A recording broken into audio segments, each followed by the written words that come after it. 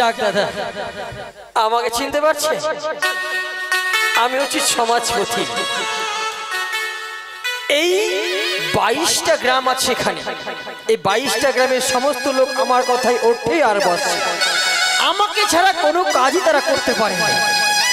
গতকাল চাঁদ সওদাগরের একমাত্র পুত্র শ্রীমান দুর্লভ লক্ষ্মীদের বিবাহ হয়েছে। আমাকে নিমন্ত্রণ করেছিল, গিয়েছিলাম।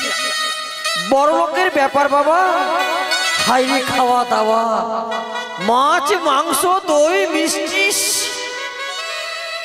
খেয়ে দিয়ে কিন্তু পেটে কিন্তু গন্ডগোল শুরু হয়ে গেছে।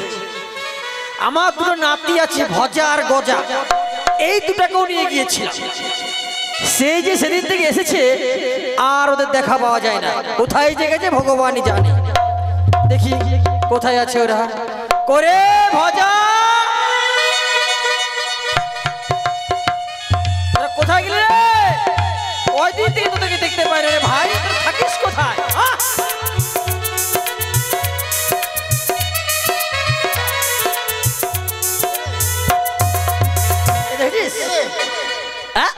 তুই আমাকে চিনতে পারছিস না? আমি তোর দাদু। হ্যাঁ, চিনতে পেরেছি। চোখে পর্দা কি উল্টে গেল? আর বলবেন না, আমার কালকে খাওয়া দাওয়া হলো। আরে আমি ওটাই তো ভাবছি, খেয়ে দিয়ে যে এলি আর কোথায় গেছি দেখা করিস না আমার সঙ্গে? আরো তো চাইছিলেন যে আরেকটা দেন, আরেকটা দাও, আরেকটা দাও। পুলিশ না তোকে নিয়ে নেবে পারি না। কমে গেছিল তো আপনাকে দিল না। শোন শোন, আমি যে পরের পেলে বেশি খাচ্ছি নাকি লোকে বলে দিবি তুই? বলবো না, একদম চাঠালো। গাড়িতে কোনোদিন করে খাবে না। একবারই বলবো সত্যি তো? ঘরে কথা পরে বলবি? বলবো না কেন? দিদা টাকা তো আপনি বাড়ি পাঠিয়ে দিলেন। ও তুই কথা বলছিস? তোর দিদা যদি বেশি আমার বাড়িতে থাকে খরচাটা কার হবে? আমার। খরচা হলে কি হবে? ভালো ভালো লুচি পুরি হালুয়া বানিয়ে দিবে আর আপনি খাইতেন। আমি তো খাই এক দুটা, তুই তো খাই 32টা। কে বললো? তুই তো বেশি খাস। খাবো। শোন ভাই, তো তুই ভালো আছিস? ভালো না থাকলে এমনি আসি। কালকে কেমন খেলাম বলেন? আরে আমি তো খুব খেয়েছি রে। আরে কচি পাঠার মাংস। ও বাবা, আমি পাঠার মাংস খাইনি। কি খেয়েছিস? আমি খাসির মাংস খাইছি। খাসি খেয়েছিস? আর মিষ্টিটা খেয়েছিস? মিষ্টি খাইছি। তুই কোনটা খেয়েছিস বল? ল্যাংচা খেয়েছিস? ল্যাংচা খাইছি। কটা খেয়েছিস ল্যাংচা? একটা দুটো পাঁচটা। 5টা ল্যাংচা খেয়েছিস তুই? এই বড় বড় ল্যাংচা খেয়ে নিলি? যাক ভাই যাক, খাওয়া দাওয়া তো ভালোই হয়েছে, কিন্তু আমার মনটা খুব ভালো নেই রে ভাই। কেন কি হয়েছে? ভালো কাজ করে মন যখন ভালো নেই তাহলে এক বোতল চুল্লু এনে দিই। হ্যাঁ, কি করবো? তাহলে মনটা ফ্রি হয়ে যাবে। কথা কোথাকার, আমি চুল্লু খাই? খাবেন না? যারা দেখবি আমি দেখে শুনেছি, যারা খুব মানে শরীর ক্লান্তি হয়ে যায়, পরিশ্রম হয়ে যায়, তারা দেখেছি আদিবাসী পাড়া থেকে চুল্লু নিয়ে আসবে আর বাড়িতে বসে বসে খেতে লাগবে। আচ্ছা, আমি কি মাটি কাটতে গিয়েছিলাম যে আমার শরীর ক্লান্ত হয়েছে? কে বলেছে? আপনি যে এই গ্রামে যাচ্ছেন বিচার করতে, ওই গ্রামে যাচ্ছেন, কোথায় কোথায় ঘুরে বেড়াচ্ছেন, তো পরিশ্রম হয় না? ওটা তো আমার কোনো যায় আসে না, কিন্তু মনটা আমার ভালো নেই রে ভাই। আরে 7 দিন হয়ে গেল তোর দিদা বাবার বাড়ি চলে গেছে, এখনো বাড়ি আসার নাম বন্ধই করছে। ফোন করবে? উনি আসতে চাইছে না। ও আসতে চাইছেন না? তাহলে আমিও বেশি জোর করছি না, বুঝলি? হ্যাঁ। এটা কোনো হাসি? এটা উৎপল দত্তের হাসি। তাই? শোন ভাই, তুই আমাকে একটা গান শোনাবি? গান শুনবেন? শুনবো না? তোর দিদা যদি থাকতো তাহলে তোর দিদাই শোনাতো, যখন নেই তাহলে তুই শোনা গান আমাকে। আমি শোনাবো? ঠিক আছে। আচ্ছা দেখি দেখি দেখি রে দেখি। সোয়েটার। ও তোকে খুব ঠান্ডা লাগছে? কালকে গেছিলাম তো, ওই কুম্ভর থেকে গেছিলাম। তুই কুম্ভ মেলায় গেছিলি? হ্যাঁ, ওখান থেকে এসে আমার শরীরটা খুব ক্লান্ত হয়ে গেছে। আচ্ছা আচ্ছা আচ্ছা, ঠিক আছে ভাই, তার গান শুনে একটা।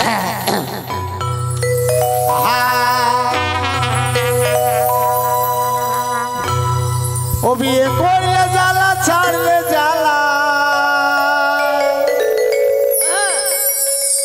আপনি কি বললেন? দিদাকে ছেড়ে দিবেন? না না, ছাড়তে চাই। আমি করেছি, আমি বুঝছি। কি হয়েছিল বল? শুনেন তাহলে কি বলছি। বলতে হবে তো ঘটনাটা। ও বিয়ে করলে জ্বালা, ছাড়লে জ্বালা। বাবা দাদু গো না করলে তো চলে না আমার মতো লাভ রে ভাই বিয়ে করে না।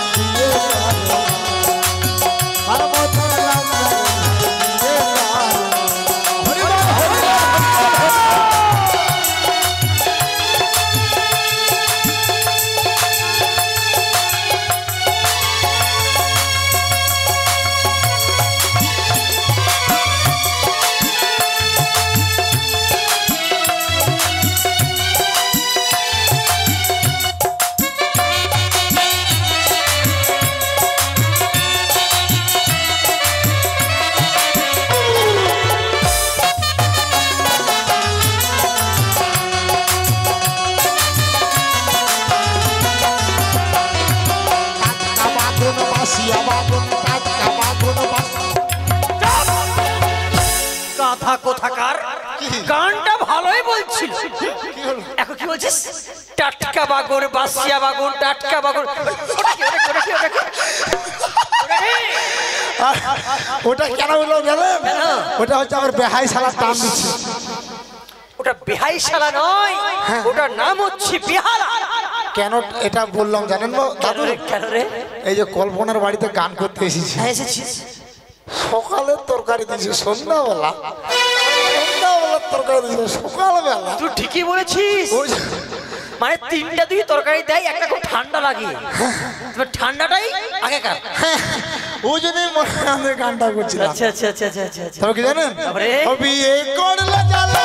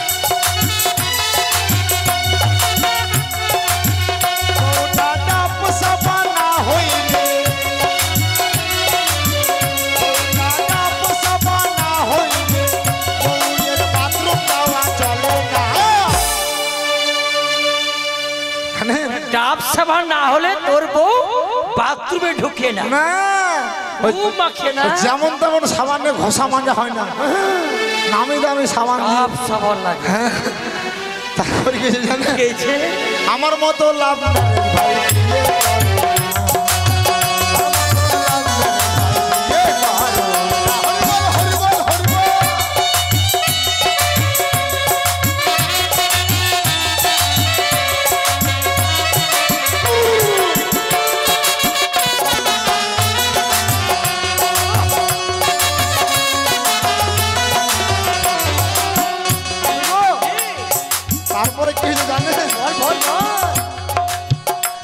কাল 5টা বাজিলে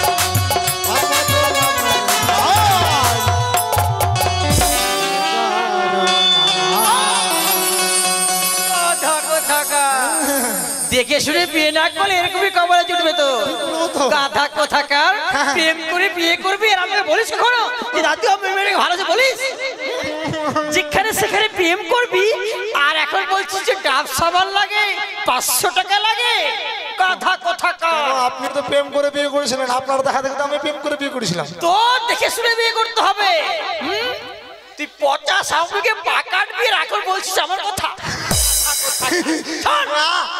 তোকে যে দায়িত্ব দিয়েছি আমি কি এই গ্রামের দায়িত্ব দিয়েছি আপনি দায়িত্ব দিয়েছিলেন এই গ্রামগঞ্জের খবর দেওয়ার জন্য খবর নেওয়ার জন্য তোকে বলেছিলাম যে আমার এই গ্রামগুলোতে কোথায় কি ঘটছে সে সব খবরগুলো টাক টাক টাক আমার কাছে দিবি হ্যাঁ খবর দেওয়ার জন্য তো আমি আপনার কাছে এসেছি দুদিন থেকে কোনো খবর দিস কি খবর নিয়েছিস আজকে আজকেই খবর দেবো তাজা খবর বল কি খবর দাদু কালকে সদাগমশার ছেলের বিয়েতে কি সুন্দর লুচি হালুয়া তরকারি খাওয়া করলাম বলিস না ভাই ওটা বারবার বলিস না আমার শুনলে না জীবের টপ টপ টপ করে জল পড়ছে